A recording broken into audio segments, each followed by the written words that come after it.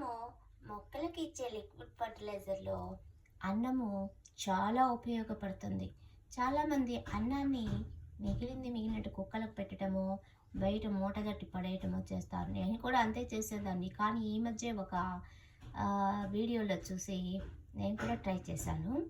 అన్నాన్ని మనం పారేయకుండా చక్కగా మిక్సీలో వేసుకొని కొంచెం అందులో బెల్లము, కొంచెం సున్నము, ఎక్కువ అక్కర్లేదు, సున్నం, కొంచెం పసుపు, మనం ఒక చిటికెడు ఒక స్పూన్ వేసుకుంటే చాలు, పసుపు వేసి ఈ 4 వేసి మనం మిక్సీ కొట్టుకొని చక్కగా 4-5 రోజుల పాటు అలానే మనం ఒక బాక్స్లో, ఒక డబ్బాలో కానీ ఒక టబ్లో కానీ పెట్టేసి నిల్వ ఉంచుకొని రోజు ఒక కట్టెపుల్లతో కలుపుకొని 10 డేస్ తర్వాత మనం యూస్ చేస్తే మొక్కల్లో నీళ్లు కలుపుకొని పోస్తే వాటికి మాత్రం ఆ ద్రావణం భలే ఫుల్గా బ్లూమింగ్స్ వస్తాయి, మంచి కాపు కూడా వస్తుంది వెజిటబుల్స్కి.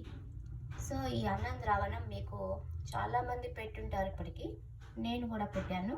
నా దానికి వాళ్ళ దానికి మరి తేడా ఉందో లేదో మీరు కూడా చేసి చూడండి.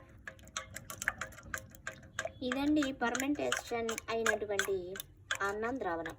దీన్ని మనం రోజు ఇలా కలిపేసుకొని చక్కగా వారం 10 రోజులకు ఒకసారి కనుక మనం మొక్కలకు చల్లుకుంటే మంచి ఫ్లవర్స్ బాగా వస్తాయి, కాయలు కూడా బాగా వస్తాయి, అది వెజిటబుల్స్. ఇది అన్నం ద్రావణం నేను చేసి మీకు పెట్టినటువంటి వీడియో.